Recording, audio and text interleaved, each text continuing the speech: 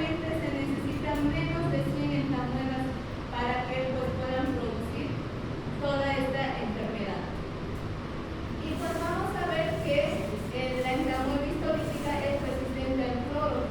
Es por eso que cuando el agua está totalmente potabilizada o se echa el tratamiento con cloro, las amebas difícilmente pues, van a poder ingresar al agua. Como les decía, es un problema de salud pública. ¿Por qué? Porque esta entamuela se va a alojar en el agua y en los alimentos, que es nuestra principal fuente de contagio. Ahora, si bien el nombre de histolítica tiene un significado bastante importante, ¿por qué se le ha denominado entamuela histolítica? Porque prácticamente, como les había comentado, en algunas ocasiones, dependiendo de la gravedad de la situación de la bacteremia o de la parasitemia, en este caso, que vaya a tener toda esta carga viral, en algunos casos llega a destruir lo que son las células y los tejidos. Entonces, de ahí a tener esta característica de ser destructiva, es por eso que se la ha denominado histolítica, ¿no? Entonces, esa es la característica por la cual se la ha denominado de esta forma. En la epidemiología, pues, no hay mucho que decir. Es la tercera causa de morbilidad en lo que es a nivel mundial. Es la tercera parasitemia más frecuente a nivel mundial. Y pues, estas infecciones generalmente se producen en países en vías de desarrollo, como en el nuestro, ¿no? Y pues, en países industrializados como Estados Unidos, en Europa, en Asia y demás, pues prácticamente no hay mucha entamuela histolítica, ¿no? Entonces, generalmente todos los extranjeros que vienen por primera vez aquí a Bolivia y los que están acá también, pueden decir que si no me enfermo salmonela, debería enfermar amebas, no debería enfermar llaves, ¿no? Entonces, es la regla. ¿Por qué? Porque Bolivia, si bien es un país del tercer mundo, estamos en vías de desarrollo y demás, pero a nivel Bolivia el agua más sucia es Cochabamba, como ya les había comentado, ¿no? Y es por eso que los extranjeros, cuando llegan, en algunos países el agua es 100% potable y ellos agarran del grifo y lo ingieren. Acá en Bolivia no se puede hacer eso, ¿no? O la fruta, que a veces lo comen directamente del mercado y se lo ingieren, pues acá en Bolivia eso no se puede hacer, ¿no? Porque todos estos problemas de higiene se puede decir que nosotros tenemos, ¿no? Entonces, la transmisión, como les había dicho, es fecal oral por esto de los animalitos, ¿no? Las manifestaciones clínicas lo vamos a dividir puede ir desde una amebiasis que va a ser de tipo asintomático, que estos los de tipo asintomático vienen a ser los más, si ustedes quieren, nuestra población de más riesgo. ¿Por qué? Porque si bien ellos no van a tener una sintomatología como tal, pero a través de las heces lo van a ir eliminando a la entamuela histolítica. Y si es que ese niño o esa persona de la tercera edad a la cual se le está cuidando, se le está cambiando los pañales y demás, y nosotros no tenemos el aseo de lo que son las manos y nos llegamos a contagiar, pues obviamente vamos a ir pasando este ciclo a través de los alimentos, ¿no? Y esta es nuestra población que nosotros tenemos, que son más peligrosos que aquellas personas que son sintomáticas. Y acá yo siempre les pongo el ejemplo: si nos hacemos ahorita todos un poco parasitológico, el 80-90% les apuesto que casi todos tenemos amebas, ¿no? Y no lo estamos manifestando. ¿Por qué? Porque vivimos, si ustedes quieren, en una simbiosis con las amebas. Nosotros les alimentamos, ellas se alimentan y pues se multiplican, se eliminan a través de las heces y el ciclo continúa, ¿no? Entonces hay que tener mucho cuidado con esta población. La diarrea, que puede ser la mediana, que es la más benigna, si ustedes quieren, de la forma de la amebiasis, y pues vamos a ver que acá lo va a pasar con una gastroenteritis, como lo vamos a ver más adelante. La disentería o la colitis amebiana ya nos va a causar mayores complicaciones, los abscesos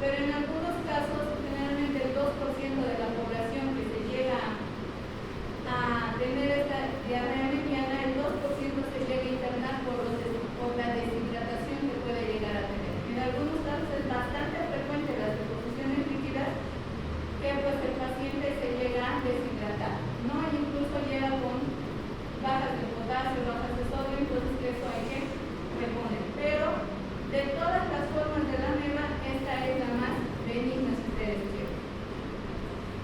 En cambio, lo que es la colitis ameliana, acá ya la forma un poco se nos va a complicar, porque acá ya las deposiciones van a tener una característica muy importante.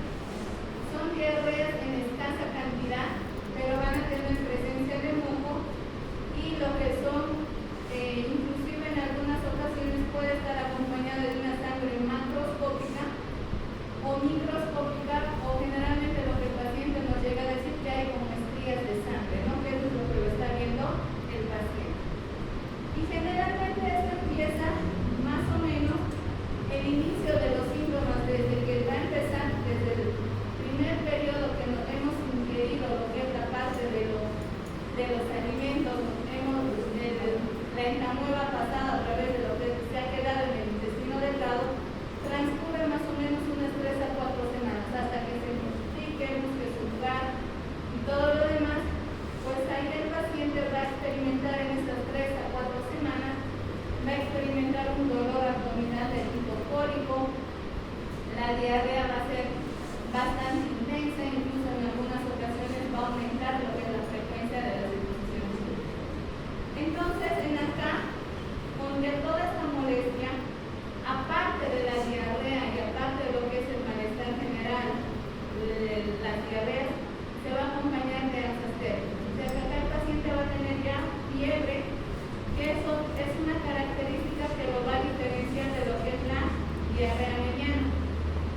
Y pues esto vamos a ver que en los niños, sobre todo en la edad pediátrica, cuando enferman la que es la colitis mediana, por el dolor abdominal, se puede llegar a complicar con una invaginación intestinal, se puede llegar a perforar, producir peritonitis o en todo caso una enterocolitis necrotizante, ¿no?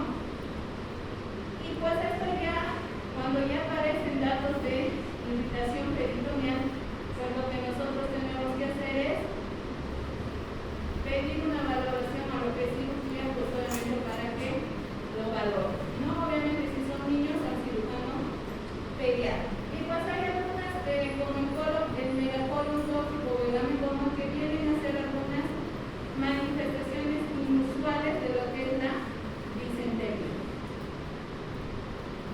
El absceso hepático pues va a simular como si fuera una colangitis, porque el paciente va a tener fiebre, va a tener dolor en el hipocondrio derecho, a nivel de lo que es el hemograma va a haber una neurocitosis, las transaminasas van a estar elevadas, la fosfatasa alcalina lo propio, y pues si nosotros vamos pensando en que es una colecistitis, entonces vamos a pensar en solicitar una ecografía, y en la ecografía nos va a reportar que incluso pueden haber algunos defectos en la parte de lo que es el hígado, que si bien lo puede reportar como una masa, como un tumor o como algún cuerpo extraño, si ustedes quieren, algo que no es normal dentro de lo que es el hígado, ¿no?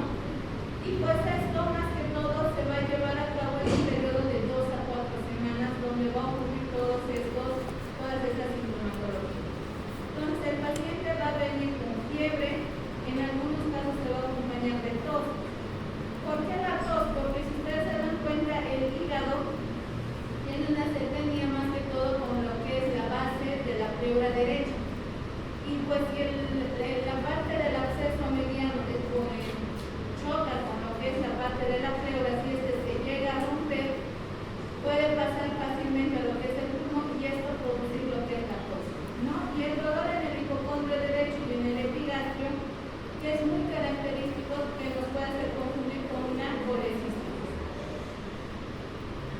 Y pues obviamente ustedes saben que entre el diafragma y entre la pleura y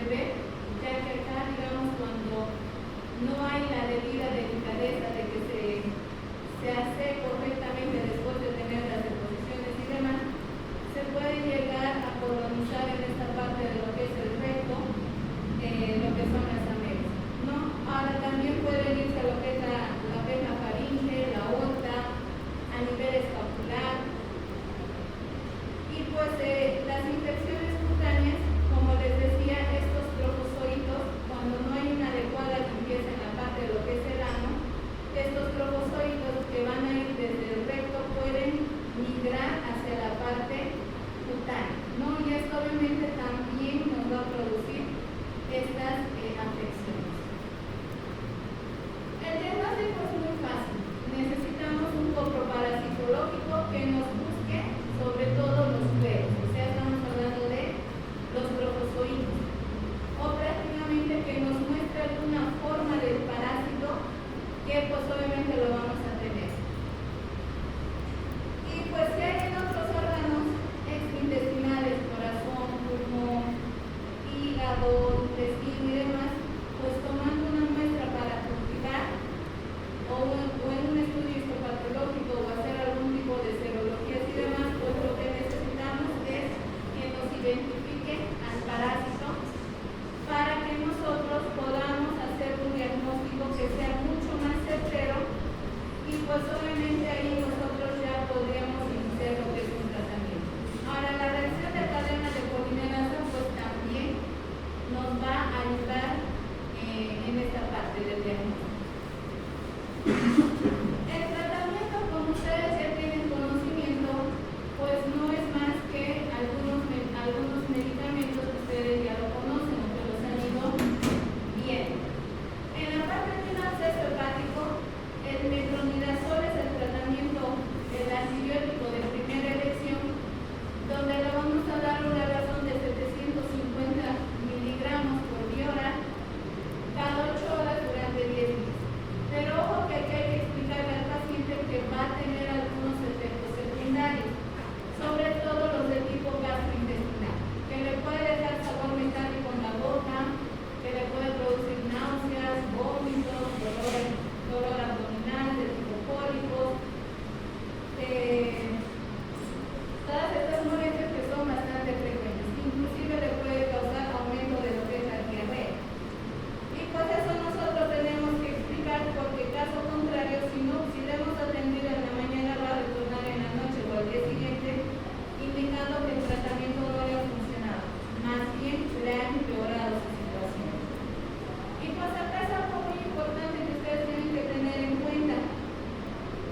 Cuando el paciente está ingiriendo lo que es el metronidazol, se tiene que restringir las bebidas alcohólicas.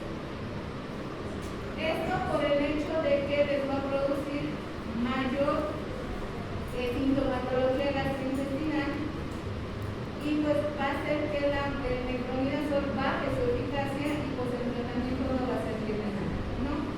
Incluso hay que indicar al paciente que 7 días después de que ha concluido el tratamiento tiene que estar todavía con su abstinencia alcohólica, si es que es una persona consuetudinaria, ¿no? A nivel de la neurológico, estos pacientes pueden llegar a tener convulsiones, algún tipo de neuropatía periférica, lo que son los mareos, irritabilidad, confusión, ¿no? Entonces, obviamente, siempre hay que alertar al paciente y cuando tenga alguna de estas complicaciones, pues decirle que venga inmediatamente a nosotros. Si en nuestro medio o en el lugar donde ustedes van a trabajar o en la institución o en el lugar donde van a estar no hay metronidazol o se ha terminado el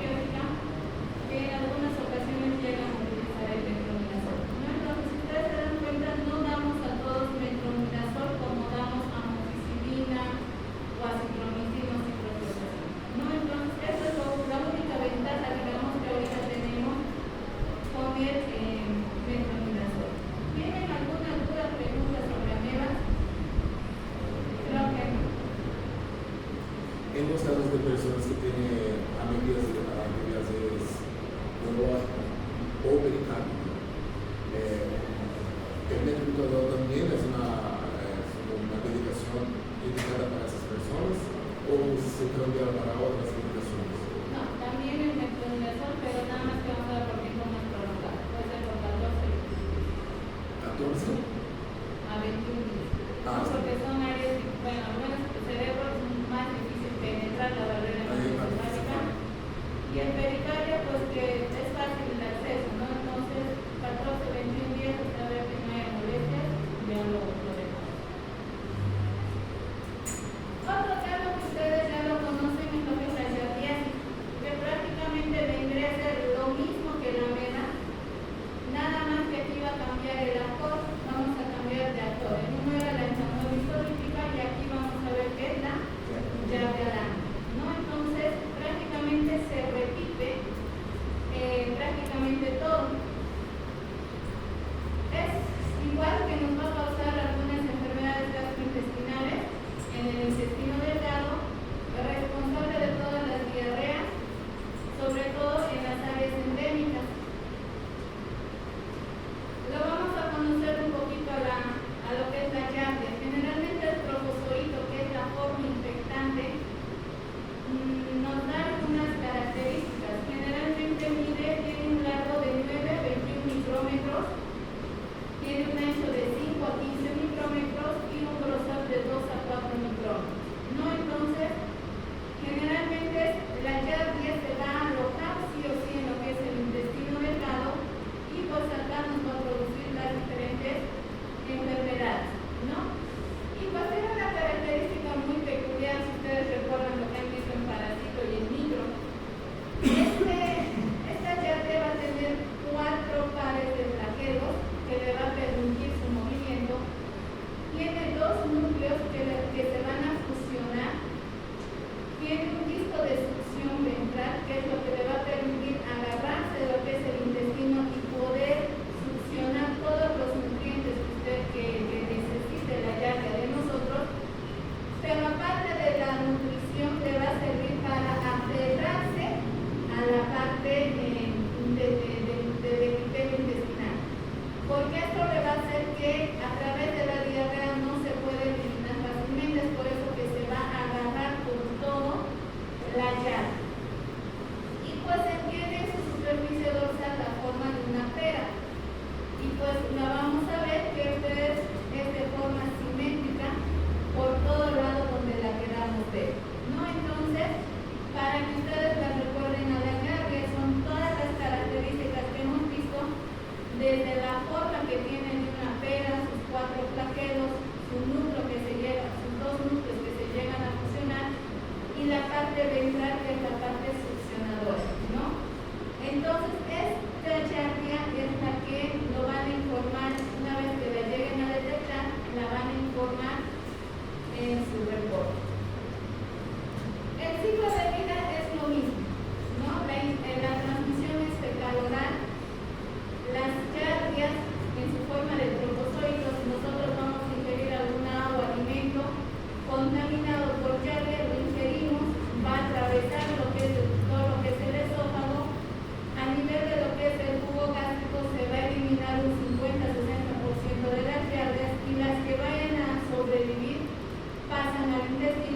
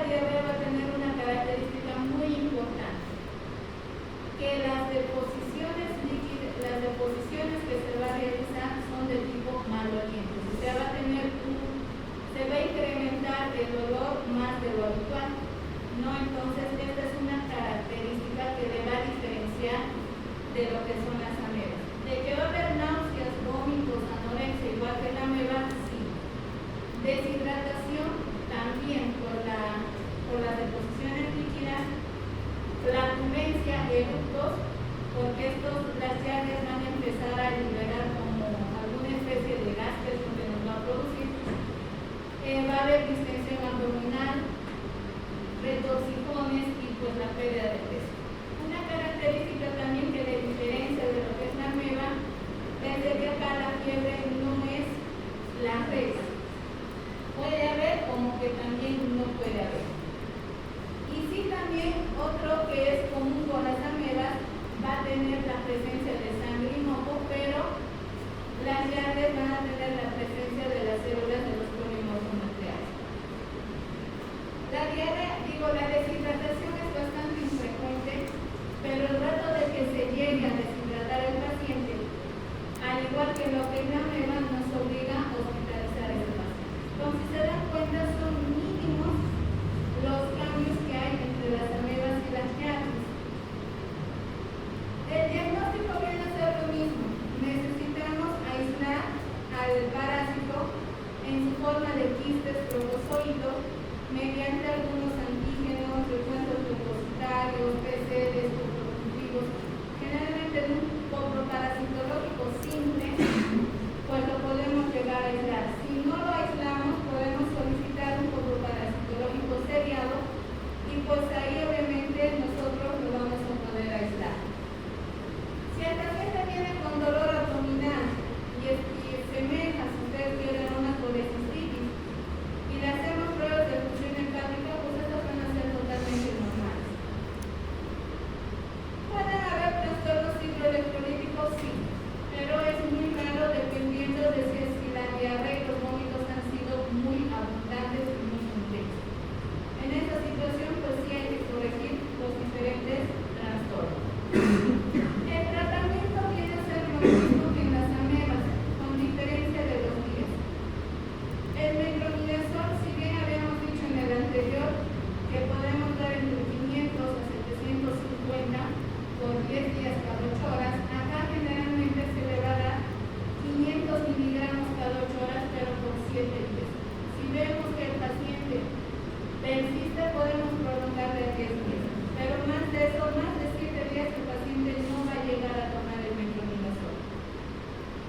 El tinidazol también viene a ser de elección, se le va a dar a 2 gramos vía oral como dosis única.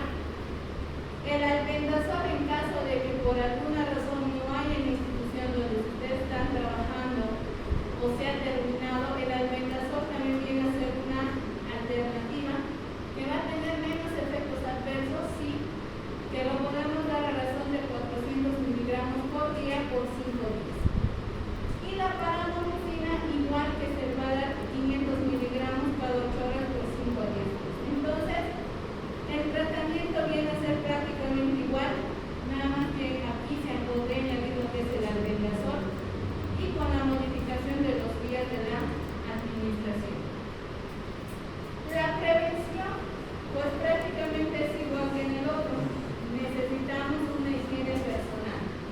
Ser muy cuidadosos con la parte de la manipulación de los alimentos, el lavado de las manos. Si vivimos en un área donde no hay alcantarillado, tenemos que buscar la forma adecuada de poder eliminar las aguas residuales. Y la eliminación de los quistes de las aguas o los alimentos contaminados, pues obviamente es muy importante, ¿no? Y eso lo vamos a hacer con la parte de la suministración, de que nosotros podamos manipular adecuadamente los alimentos. ¿Tienen dudas, preguntas? No.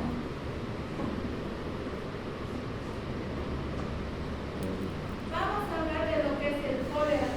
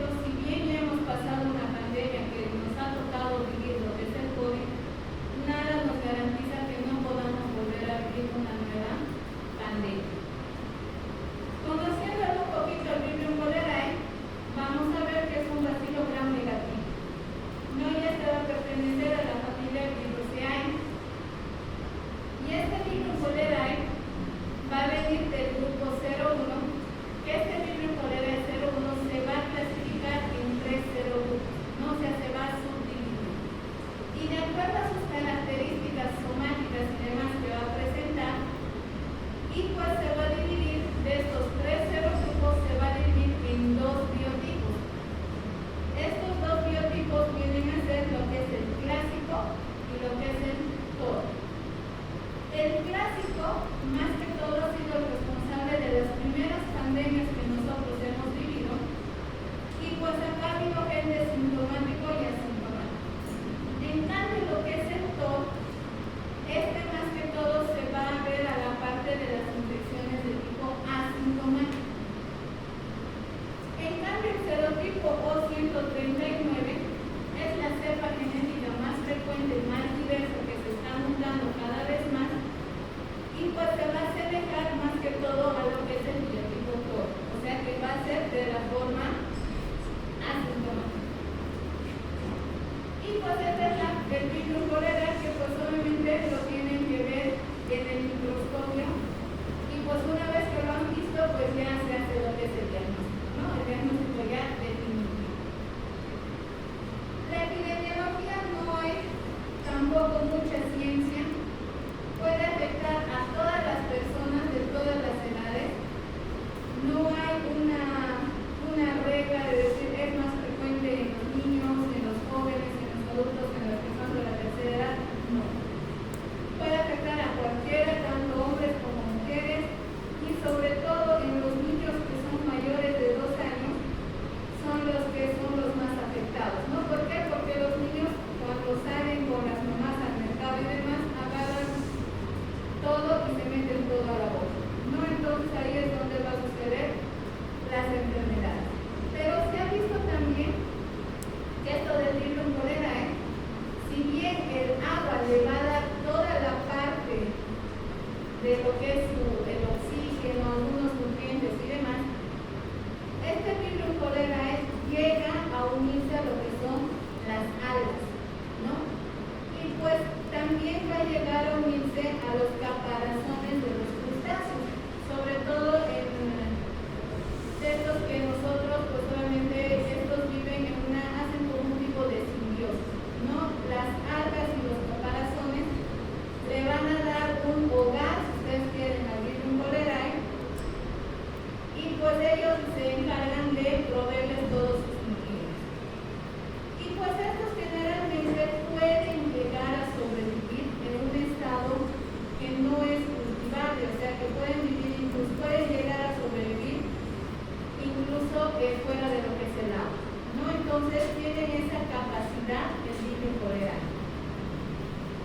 Nosotros lo vamos a adquirir ingiriendo lo que es el agua, que va a estar contaminada, puede ser el agua de los ríos, de los estanques, de los lagos, inclusive cuando el agua está demasiado contaminada, o yéndonos a la parte de lo que es el campo, las provincias, muchos, si ustedes se han dado cuenta aquí en Cochabamba y en Bolivia, no todos tienen acceso a lo que es el agua potable. Muchos de ellos, los que viven ya fuera de la parte urbana, si ustedes quieren, yéndonos más allá de Quillacollo, Portapío y demás, la mayoría de estas gentes tienen su consumo de agua a través de lo que son los pozos que ellos van sacando, o van perforando, mejor dicho. Y pues una vez que encuentran el pozo, sale el agua y demás, llegan a hacer lo que es la conexión con tuberías. Y si ese pozo tiene, esa agua está infectada con lo que es el virus Cholerae, a través de lo que es la tubería se va a llegar a pegar en las paredes de la tubería, y eso es lo que va a ir arrastrando cada vez más, y pues obviamente van a ir llegando a los diferentes domicilios. Entonces, el error que la mayoría de nosotros cometemos es el ingerir el agua que no está ahí. Por más que sea agua de pozo, agua de río, de lago, de lo que ustedes quieran, por el hecho de que no hay el agua potable en estas zonas, siempre se tiene que hacer hervir el agua, porque por lo menos por el calor y demás se va a eliminar, si no es el 100%,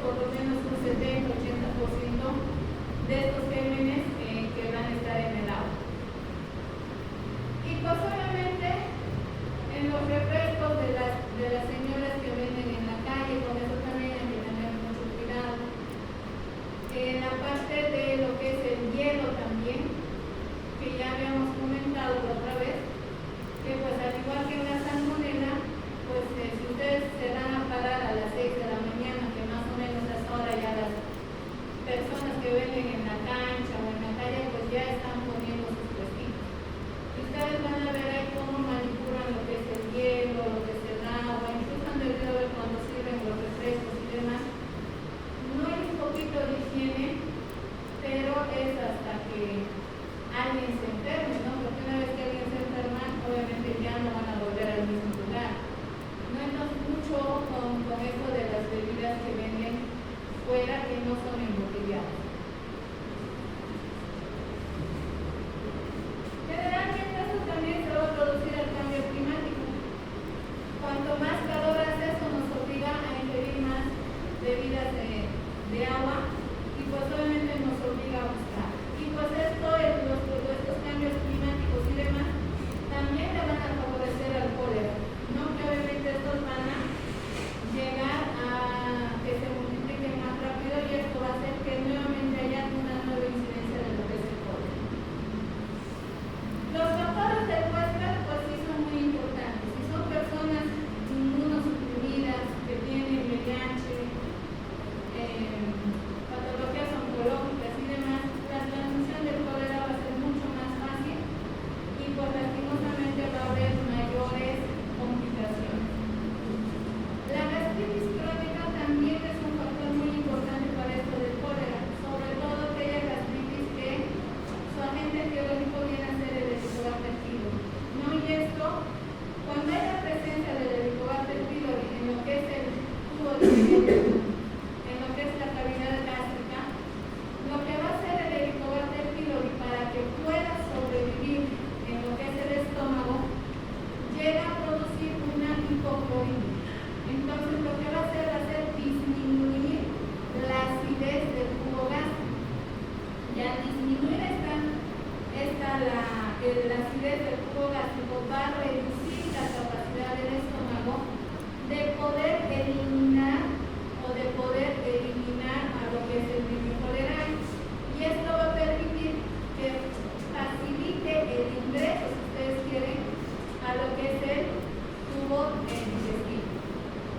Y pues vamos a ver también que por alguna extraña razón, sobre todo en el continente asiático, se ha visto que las personas que tienen el grupo sanguíneo O son más predisponentes a enfermar lo que es el cólera.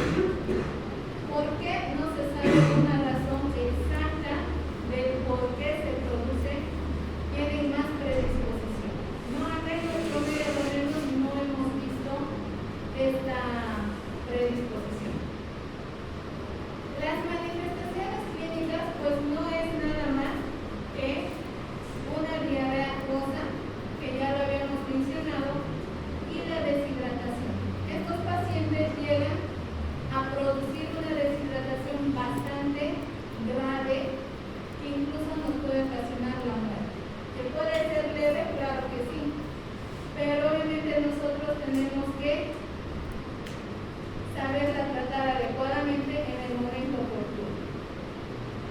Y esta diarrea acuosa que tanto hemos hablado es parecido a lo que es el agua de arroz. Si ustedes lavan el arroz, ¿qué color tiene? Es blanco, ¿verdad? Entonces ustedes tienen que ver si es de esa característica como el agua de arroz y pues obviamente ya con esa característica pues nosotros podemos llegar a hacer lo que es el diagnóstico. Y pues obviamente es de inicio abrupto, es de forma rápida que se instala y pues el paciente también va a presentar lo que son los vómitos. Y pues por tanto los vómitos, diarrea que el paciente va a tener, ustedes saben que la disminución de lo que son los electrolitos, el sodio y el potasio, van a producir como calambres, ¿no? O parestesias de tipo generalizado. Estos pacientes, si bien están perdiendo lo que es la parte del agua y los electrólitos, el riñón se va a llegar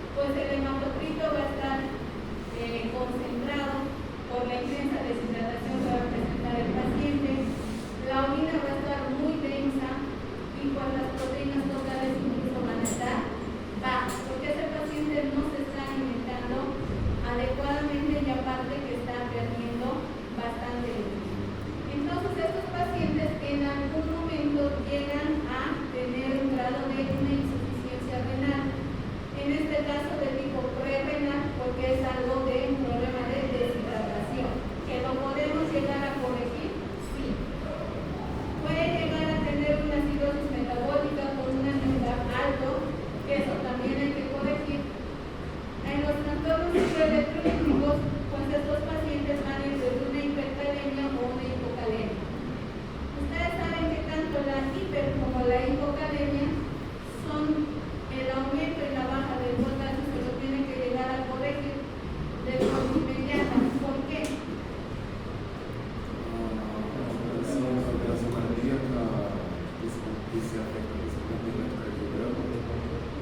Exactamente, porque va a ser más que todo arritmias cardíacas, ¿no? Entonces es muy importante que se hagan las reposiciones lo más rápido posible para que ese paciente no sufra algún tipo de trastorno cardíaco. Y pues el sodio puede ir desde normal a bajo. Obviamente si está bajo también se tiene que hacer la corrección. Pero ojo, el sodio no se corrige tan rápido como se corrige el potasio. ¿Por qué? ¿Qué se llama eso?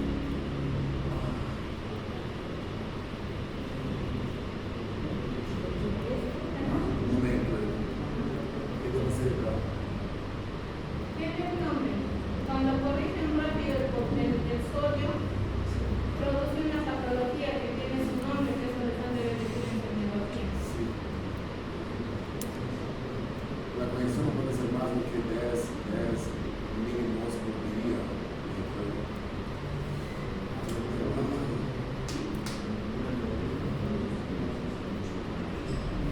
A nivel cerebral puedo producir.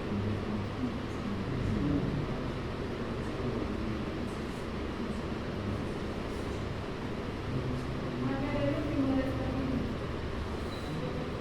¿Qué complicación se produce cuando corrigen rápido el sodio? ¿Verdad? ¿Por qué no se corrige rápido el sodio? Ya, ¿qué hace la antiagonisis continua?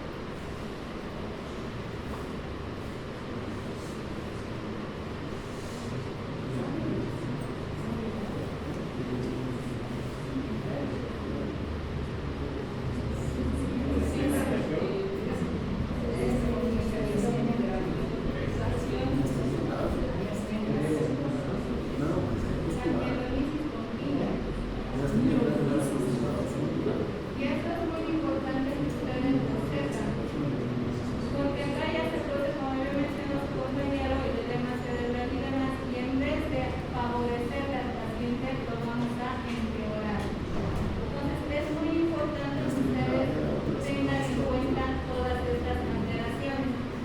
Saber qué electrolitos ustedes pueden corregir de forma rápida en 1 o 2 horas y qué electrolitos se van reponiendo en 24 horas. Y eso pues generalmente la mayoría de los médicos generales cometen ese error, no por esa falta de, a veces se les olvida y pues ahí es donde se cometen los primeros complicaciones que obviamente vamos a tener, ¿no? Entonces es muy importante esa parte que ustedes la tengan, ¿no? Y pues obviamente el sodio se lo calcula con lo que es la solución que ustedes van a utilizar, los anticoagulantes, y tiene su fórmula, ¿no? El sodio corregido menos el sodio deseado, sobre el peso y todo lo demás que tienen que sacar el peso ideal, el agua corporal total, y todas esas cosas que ustedes tienen que saber manejar para la corrección del sodio, ¿no? Que se tienen que corregir lo más rápido posible. Y pues obviamente también van a haber alteraciones del magnesio y del calcio. Entonces eso también ustedes tienen que tener muy en cuenta en esta parte de lo que es el colágeno. Disculpa, señora, ¿cuál es la enfermedad? Pero ya les he dicho, mielodisis continua. Mielodisis continua. Ajá, si ustedes revisan en el internet es por esa consecuencia, de que es por la corrección muy rápida del sodio que han llegado a realizar. Mielodisis. Hola, wow.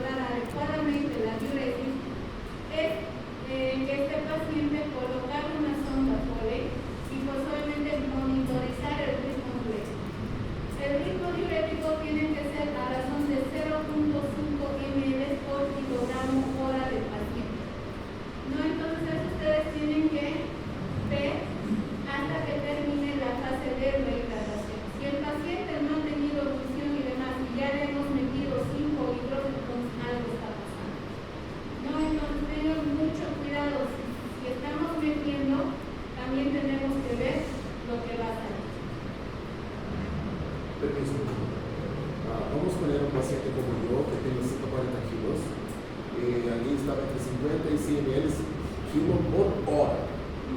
Yo hice el cálculo acá, daría 7 litros. Estos 7 litros en una hora o en las 4 horas. Imagínate 7 litros por hora. Son 28 horas de litros. Hay descubrimiento. En 4 horas. Por eso es que dice que no debe pasar de las 4 horas en la fase de rehidratación. Y la segunda fase es la fase de mantenimiento. Como su nombre lo indica, es mantener el estado de hidratación del paciente. Ese es nuestro objetivo, que el paciente, pese a todas las pérdidas que está teniendo, nosotros le vayamos a reponer. Y podamos reponerlo, ya sea utilizando la bioran, que el paciente ya nos va a tolerar, mediante algunos sueros de rehidratación y demás, que pues se va a llegar a preparar con electrolitos, con agua, glucosa o lo que son los famosos sueros de hidratación oral que ustedes ya lo pueden conocer. Y pues sobre todo es importante que las soluciones que vayamos a utilizar por la vía oral tengan glucosa y electrolitos, que es la base de lo que tiene. Y pues se ha visto que según la Organización Mundial de la Salud y demás, los alimentos que tienen la insulina, no solamente en los alimentos, sino también en algunas áreas de hidratación oral, nos ayudan bastante a reducir la frecuencia de las deposiciones líquicas. Y si ustedes recuerdan lo que han convivido con sus abuelitas todavía, cuando teníamos diarrea siempre nos decían dale arroz o dale agua de arroz. Entonces el agua de arroz, si bien el arroz es un carbohidrato de tipo astringente que nos va a ayudar a disminuir la cantidad. Y pues obviamente también, si el paciente no va a tolerar la vía oral, pues tenemos que entrar también los antibióticos. Generalmente se va a dar lo que es la tetraciklina y doxiciclina. Más la doxiciclina que la tetraciklina, ya que con la tetraciklina ha habido cierto grado de resistencia. ¿No? Entonces la doxiciclina lo vamos a dar 300 miligramos como dosis única. Y pues esto nos va a disminuir solamente la duración de la diarrea. Si ustedes han dado cuenta, en sus lotes de pediatría muchos utilizan zinc en la parte de pediatría. Y en la parte adulta también se ha visto que nos va a favorecer mucho el zinc o la disminución de lo que es la duración de las deposiciones líquicas. Sobre todo cuando se añade el zinc más el antibiótico que estamos usando, que nos va a ser muy favorable. En el cólera no se va a utilizar antiespasmódicos de tipo loperamida. Porque ¿qué es lo que hace la loperamida? Frena las deposiciones líquidas. Y si nosotros vamos a frenar las deposiciones líquidas, estamos haciendo que el virus en cólera se lo retenga más tiempo en el tubo intestinal y se pueda llegar a multiplicar, ¿no? Entonces, si el paciente tiene mucho dolor abdominal y demás, darle antiespasmódicos, analgésicos, sí podemos hacerlo. Ahora, si es muy frecuente la diarrea y demás, pues ahí tenemos que ver riesgo-beneficio de usar lo que es la loperamida. Y pues acá hay un pequeño resumen de lo que son cuánto de sodio, potasio, cloro, bicarbonato se llega a excretar por las heces en lo que es el cólera. Si ustedes ven, en un adulto, las pérdidas son bastante importantes. Se llega a perder incluso hasta 130 miliequivalentes de sodio, 100 de cloros, 20 de potasio y 44 de miliequivalentes. ¿Qué es lo que nosotros tenemos que llegar a reponer? Y si ustedes recuerdan, tenemos dos soluciones que van a servir para el verano, que son las que más o menos se van a aproximar a las pérdidas que vamos a tener. Por ejemplo, si vamos a emplear el rinse lactato, tiene 130 miliequivalentes de sodio en su composición, 109 de cloro, 4 miliequivalentes de potasio, 28 de bicarbonato, haciendo una osmolaridad de 271. Entonces, si se dan cuenta, casi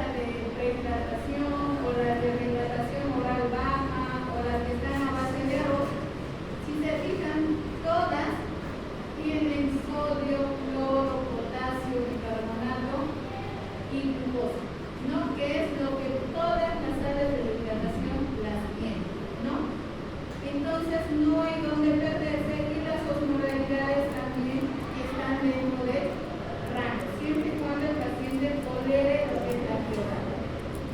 En cuanto a la previsión, no hay más que concientizar a la gente de que ha de hervir el agua, de que tengan acceso al agua potable, a que se hagan, tengan el acceso también a lo que es un alcantarillado, para poder, si no hay acceso a un alcantarillado, pues informar de que se pueden hacer pozos sépticos o de alguna forma para poder cortar esta transmisión de la enfermedad. Obviamente toda agua hervida que nosotros estamos haciendo hervir y demás siempre va a ser más seguro, ¿no? Ahora, si estos pacientes o esta gente solamente vive con los pozos de agua y demás, pues indicarles que pueden añadir lo que es el cloro al agua o poner algún filtro con algunos componentes de tejido de algodón y demás para poder evitar el paso del cólera, ¿no? No sé si hasta aquí tienen dudas, preguntas. Doutora, por favor, gastroenterites, úlcera, essas coisas não causam? Gastroenteritis sí, porque la gastroenteritis es náusea, vómito, diarrea. Esa es una gastroenteritis. Sim. La cólera va a tener náuseas, vómitos, diarrea. ¿No? Entonces eso nos referimos con gastroenteritis. Úlceras no, porque todo